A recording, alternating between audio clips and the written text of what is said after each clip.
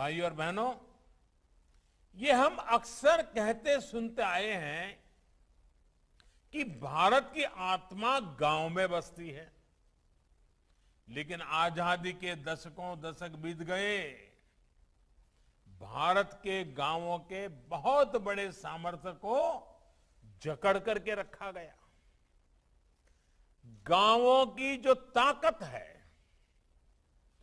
गांव के लोगों की जो जमीन है, जो घर है, उसका उपयोग गांव के लोग अपने विकास के लिए पूरी तरह कर ही नहीं पाते थे।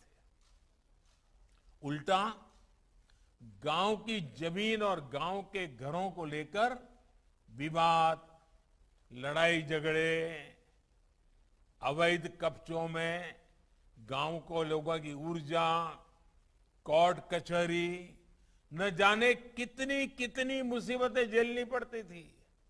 समय और पैसा बर्बाद होता था। और ये चिंता आज की नहीं है।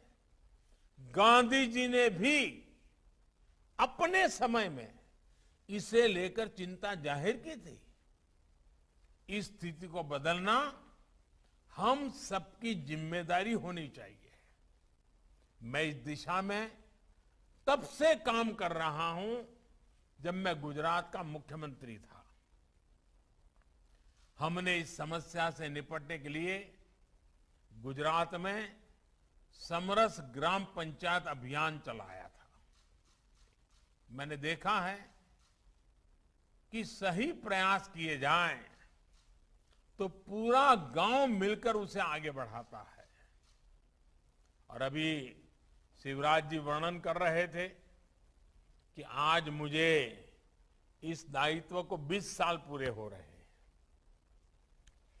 और जब वो शिवराज जी बोल रहे थे तो मुझे याद आया कि मैं जब पहली बार मुख्यमंत्री बना और मेरा जो पहला बड़ा कार्यक्रम था वो भी गरीब कल्याण मेला था।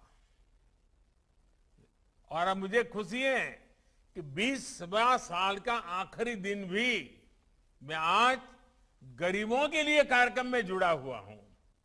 ये शायद ईश्वरीय संकेत है कि मुझे लगातार मेरे देश के गरीबों की सेवा करने का सौभाग्य मिलता रहा है। खैर, मुझे विश्वास है स्वामित्व योजना भी आप सबकी भागीदारी से ग्राम स्वराज का एक उदाहरण बनेगी।